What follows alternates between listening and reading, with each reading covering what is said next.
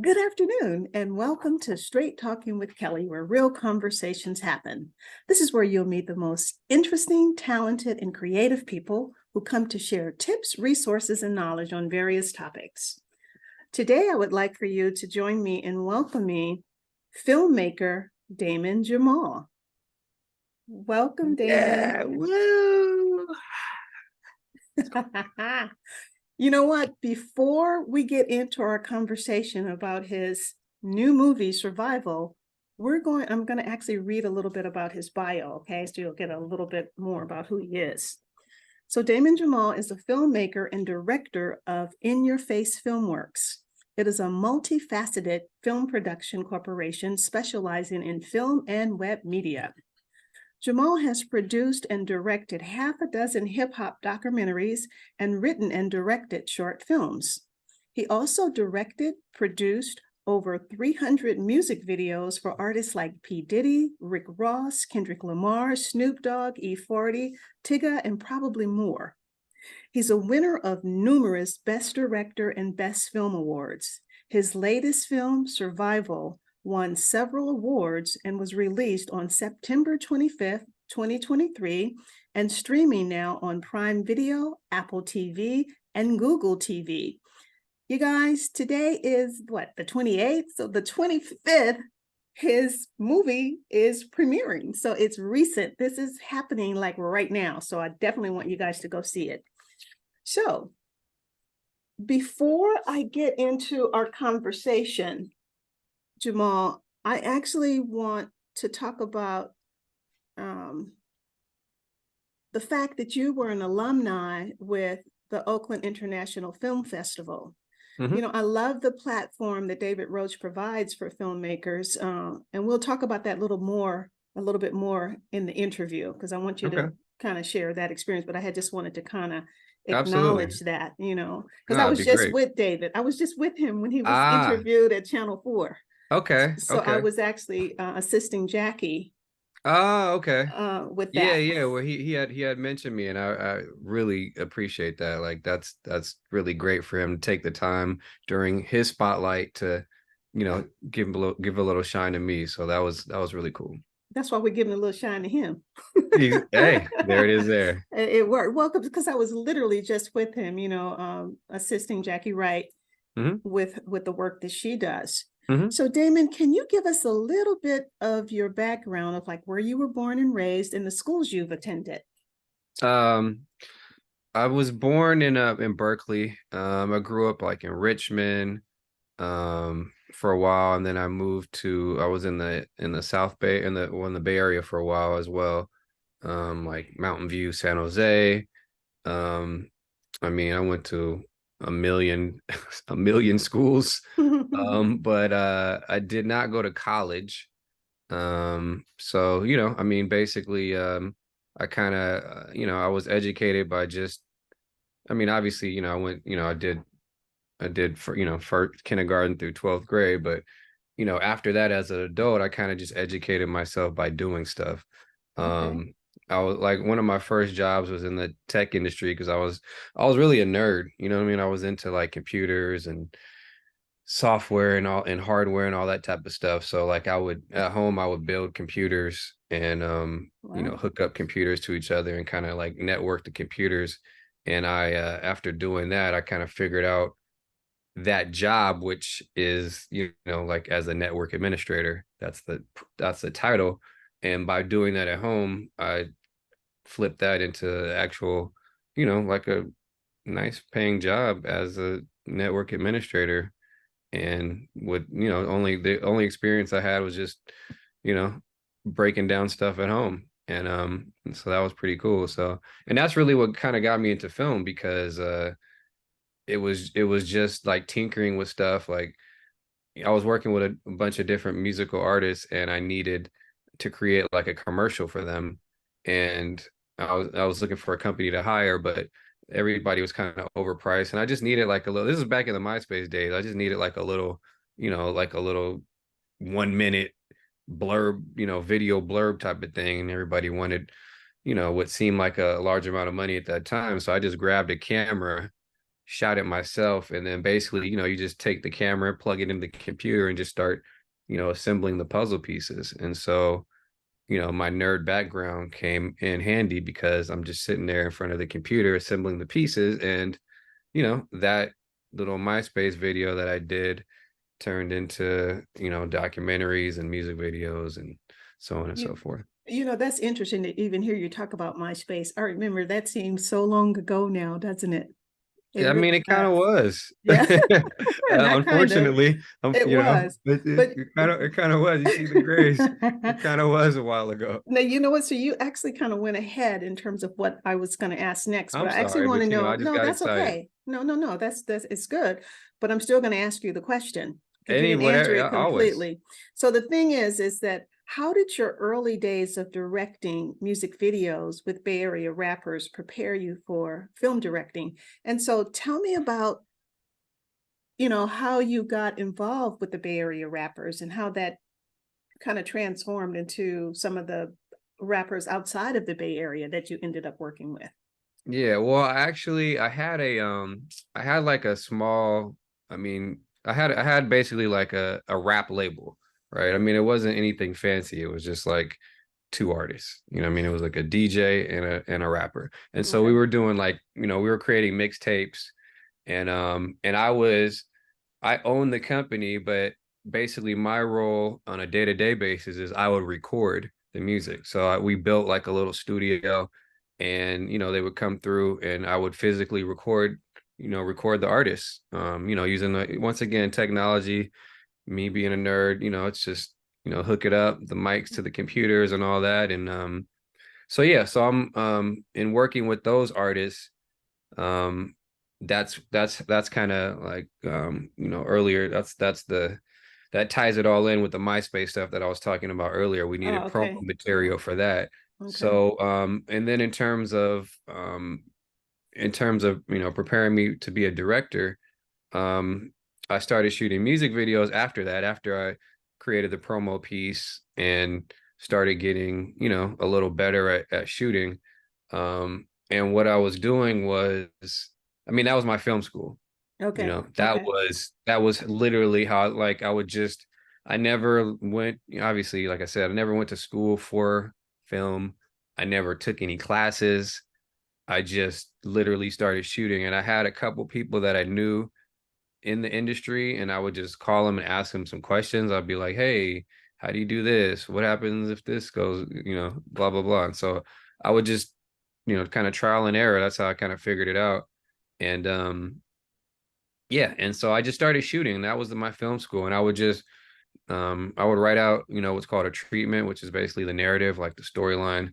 And Okay. then I would present it to the artists, and they would tell me what they liked, what they disliked. We would, if there were things that they didn't like, we would play with it until they liked it, and then we would shoot it. And I always try to do like a narrative. My stuff was always trying to gear towards some type of storyline. I wasn't like an abstract type of thing that I was doing. I was really, I named the company In Your FACE Filmworks because it was like they were films. I mean, even those early days, we weren't, there was no feature films. We were Okay. just doing like documentaries and music videos, but in my mind, everything was a film.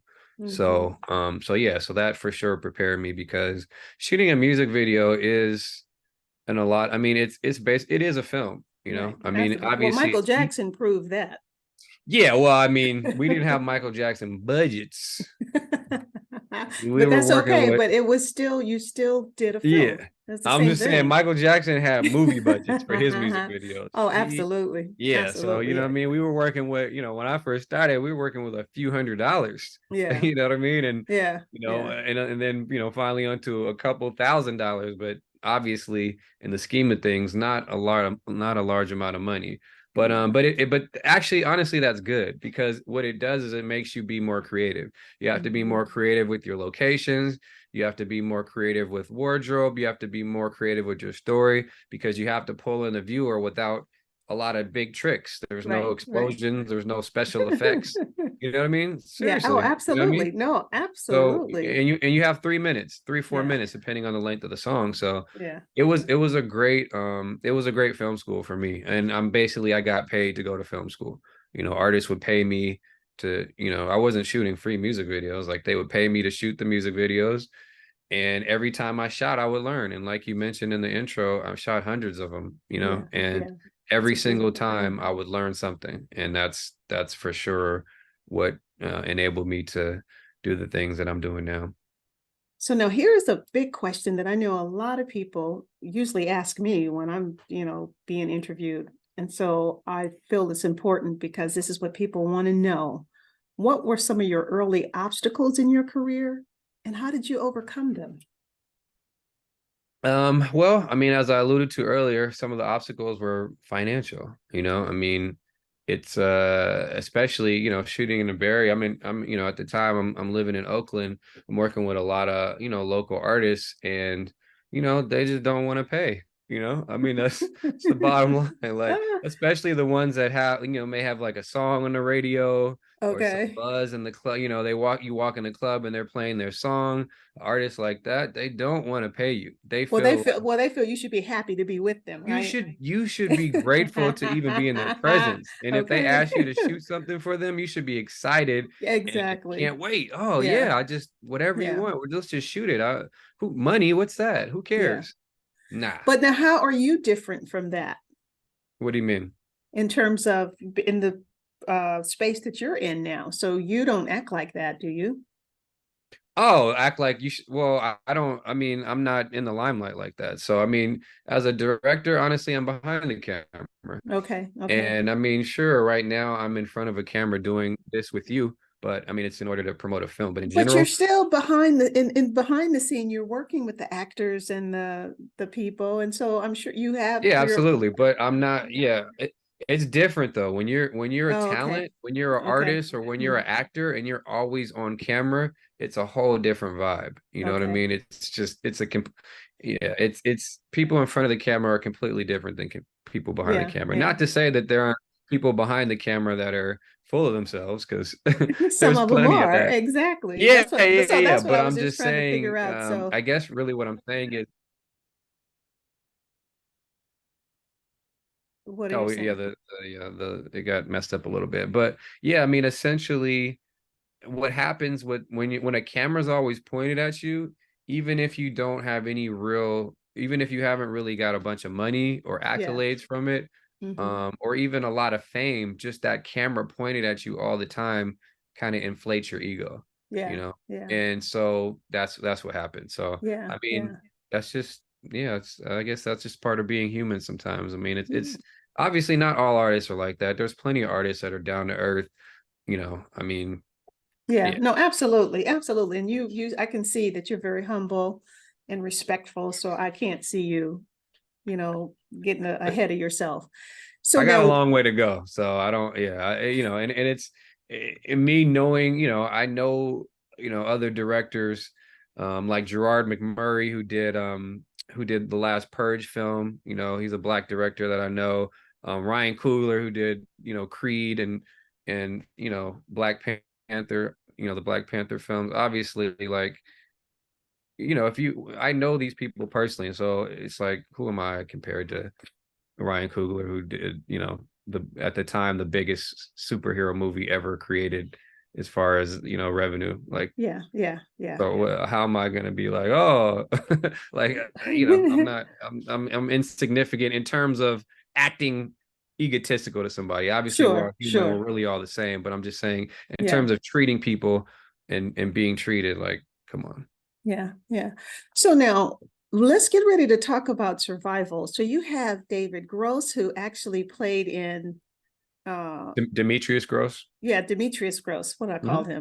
him. He played in what, Rampage and Beat House and Banshee, and then you have Miguel A. Nunez Hmm. Jr.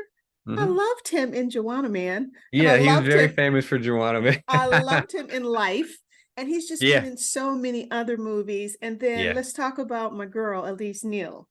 who Absolutely. definitely all of us, the Hugleys, and just so many other things. I absolutely adore her.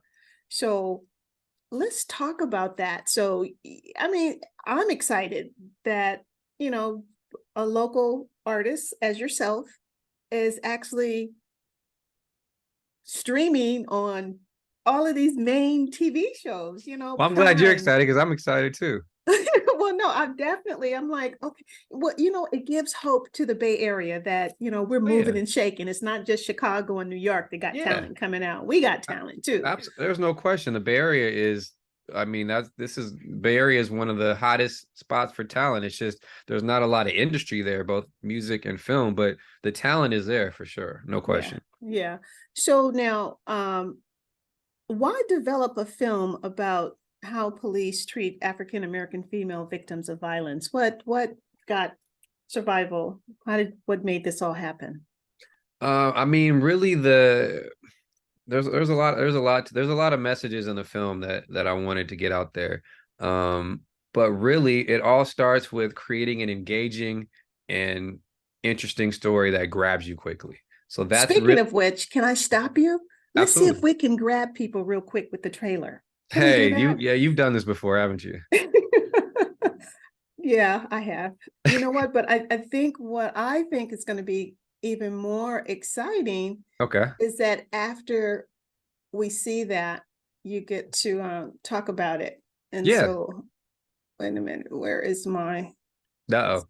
Wait a We minute. need some music, some hold music while we Right, get the screen do going. this, and it's just like, look at here. Now I had this open. I can pull something up on my phone if you want me Uh, to play some okay, do that while we are.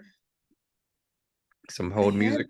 yeah, because I had Oh, this up. I don't know why it's not still here. So survival official trailer. Just click over there. I see it. where? Right. You just keep moving your mouse up. Oh, just keep going up. Yeah, I see it. I see the YouTube survival official trailer. Right. Right, but you know what? So my stop share screen keeps getting in the way. So I'm gonna stop. Oh, it's in the middle. Right, so it's somehow not Maybe you can allowing. just move the window around. Yeah. Okay, audience, please bear with me on this. So again, Technical difficulties. this is straight talking with Kelly where real conversations happen. So this is real. This is a real thing that's happening. Hey, Okay, let me start it over. Okay. Can you hear it? no, it's okay.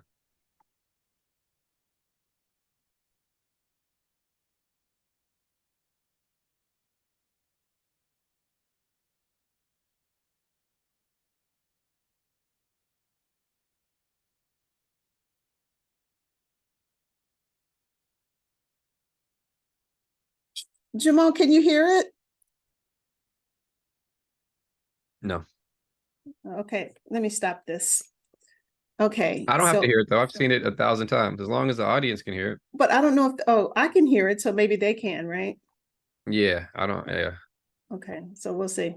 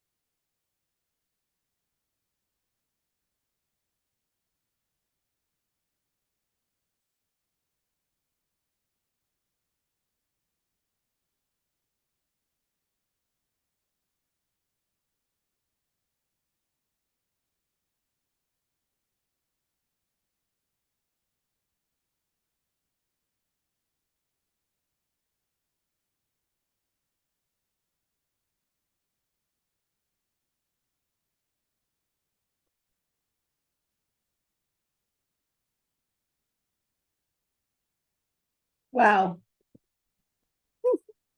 Uh-oh, I forgot to turn it off.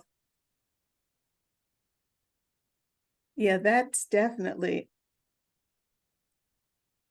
okay. So I need to figure out how to turn this off. You just close that window. Okay, Oh, you see, you hit stop sharing. stop sharing. Yeah. Okay. Wow. Let's talk about that. Let's talk about what we just saw.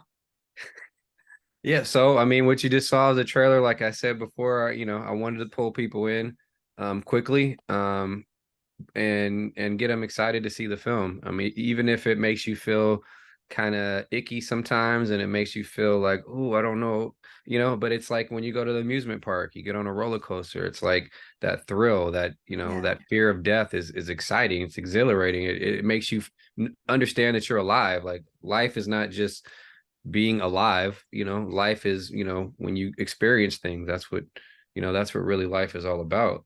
Yeah. So yeah, so that's what I tried to create, is something really engaging. And in creating that, piece of entertainment, I've interwoven, messages in there. And there's a lot of different messages in there, from, Black people's relationship with the police, to Black women and the things that they go through, both good and bad. There's even, there's a jujitsu message in there that you may not realize. The little girl says something early in the film, early in the trailer. She talks about, she learned about alavanca.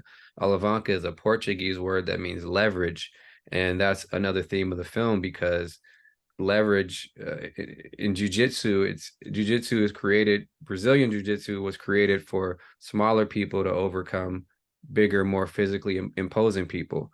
So there's a bit of there's a bit of physical and mental jujitsu that goes on in this film.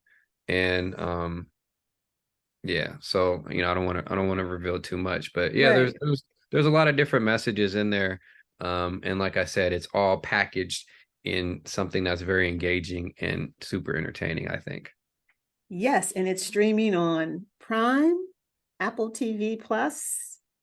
Tell me where else. And YouTube, And basically. YouTube. Okay, Yeah, so it's this is Google this. TV officially, but the Google TV is just a big umbrella. The main thing is YouTube. Everybody has YouTube. It's a free app. Absolutely. Yeah. Absolutely. So now, how did you team up with your executive producers of the film, and who are they, and what are some of their film industry credits?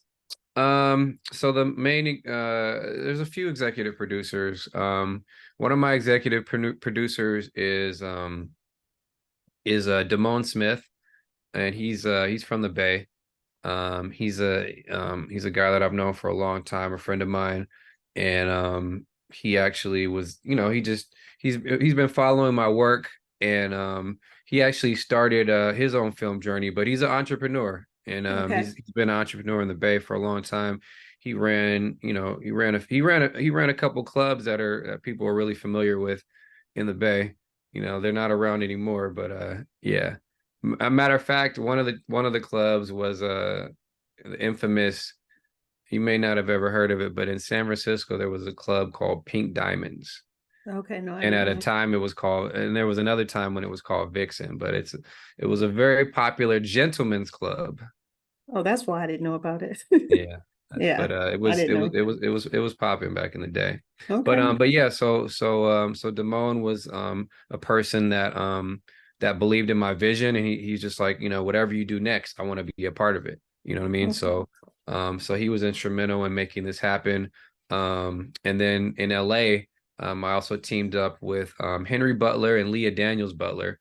And Leah Daniels Butler is a very well-known casting director. She's been a casting director for over 30 years. Oh, I wow. mean, her career goes all the way back to like the Wayans brothers TV show. You know what I The mean? And Live in Color, or the two brothers? Nah, when they had their own show, the Oh, two the two. brothers, Okay. Yeah. Marlon and Sean Marlon and Wayans, they had their okay. own. Right. Yeah.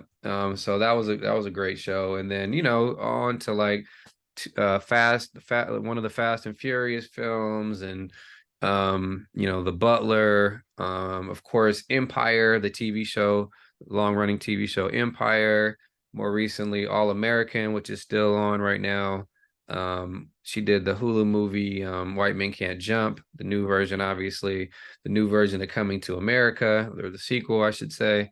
A lot of great things. So it was really cool working with Leah because honestly, it was the first time I had worked with a casting director. This was my fourth film, but throughout my films, I had always did the casting. You know what I mean? I always Okay. felt like as a director, I really wanted to specifically choose the people for the roles. And and when you're working on smaller budgets, there's less, sometimes you have to do multiple jobs, and hiring a casting director is, that's a whole nother job that you'd have to pay somebody for. But I'm like, hey, I know who I want. I don't need Yeah. anybody's help. Yeah. Yeah. But that's not true. And now I learned it's not true after I worked with Leah, because she has such an eye. Like, I gave her the script and she read it and she instantly knew in her head who she wanted, who would be good options for certain roles. Wow. And, and then when she told me, different people for different roles, and even like Elise, I was like, yes, that's a great show. Like, yes, like, yeah. You know what I mean? So Because she can definitely show fear in her face. So what was it like working with all of these people? it was great. It was very educational. I mean, I'm working with people that, have a lot more experience than me, and that's great. I Mm, don't have a problem saying that. I love to learn from people that have been doing it longer than me. That's only going to make me better. So, somebody like Elise Neal, she's been in, over 150 films. yeah. Like I said, Leah's been casting for over 30 years. So these people have a wealth of knowledge, and I'm a sponge. And so if you can tell me something that's going to help me, I'm all for it. Let me know. Let's do it. That- It's That's only going to sharpen me. It's only going to make me better. I'm doing this forever. Like, this is my career for the rest of my life. yeah. So Yeah. I better be good at it, and I better not, hear some constructive criticism and think that I know everything. Like, no, no, Yeah. nah. Yeah. Yeah, Yeah. let me know. Absolutely. Mhm. Awesome. Absolutely wonderful. So now tell me about your experience with the Oakland International Film Festival. So Oakland International Film Festival was probably that was the first film. Well, yeah, that was the first like big film festival that I participated in. And yeah, fortunately, they were able to show my first feature film, which was called Rolling. Um, and it was great. It was, they had it at a theater. This is me seeing my first feature film in a theater. Like, that's an Nice. amazing feeling. Yeah. This is like a decade ago. And it's just, I invited friends and family and obviously put the word out on social media, and people came through, and it was great to just watch other people see my film. And, I mean, obviously, I've seen it. I probably had seen it 15, 20 times, through the editing process. So now I'm really just watching the audience and seeing the parts that they like, the parts that they don't like. And, and that's really, Yeah. I think a lot of filmmakers kind of forget, like, we're making films for other people. Like, obviously, I'm not going to make a film that I don't like, Right. but Right. I'm making a film that I want other people to be entertained by. So I need to, like, see the audience reaction. I need to know if this joke lands, or if this part is too boring, or, and that's what helps you in the edit, and that's what helps you on the next film. Yeah. So that was a great experience. And then, that film went on to actually go on Netflix, you know, after that. So that was my first film went to Netflix. I was overjoyed. That was a great Oh, that's experience. So exciting. Wow. yeah, Congratulations. thank And you. you just keep at it. You just keep at it and just see where it's going to take you. Yeah, like I said, this is I'm locked in for life. Yeah. Yeah. So now tell me this. Hmm. What advice would you give to aspiring filmmakers? What would you say My to them? advice is often shoot, get it done. You need to write something, you need to shoot something, and you need to do that on a regular basis.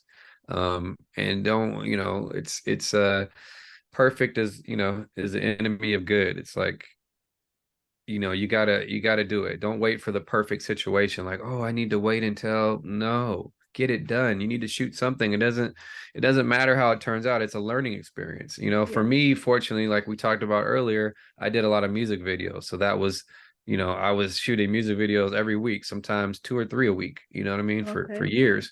But yeah, my advice is always to write and shoot. And, there's plenty of people around you that can act.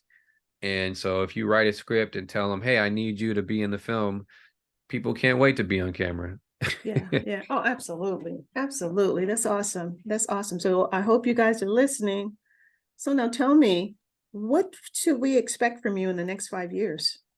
In the next 5 years, I'm trying to create a platform or create an avenue where at least every year I can shoot 1 to 2 multi-million-dollar films, and also create a path for other filmmakers that are coming up, that might shoot me a script or something where I can take their script and put them in a position to get their film, you know, on Amazon, on Apple TV Plus, on Netflix, That's and help the beautiful. next person come up, because that's really what it's all about. You gotta reach down and bring the next person up, especially people of color, especially Black females and other Black men. I need to, connect with them all the time, and I need to have a platform. I really don't have it yet. I'm still trying to. I'm still, you know, I'm You're still coming developing. up in You're the world. absolutely developing. Absolutely. Yeah, but that's a serious goal for me, and that's something that I think I can attain in the next couple years. Yeah, that's beautiful. Wow.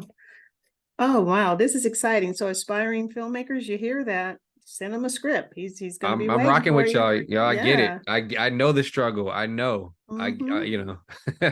So now I would like to know, could you name three people that have inspired you? Mm, And I know three there's people. probably more, but I just want three.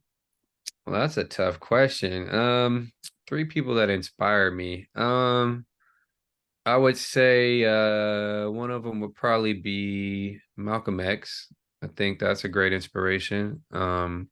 Obviously, I mean, there's a lot to that, but yeah, just the determination that he had in life, the intelligence that he had, and the grace. I think Yeah. he's somebody that's very inspiring to me. Um, who else? Wow, you really put me on the spot with that one.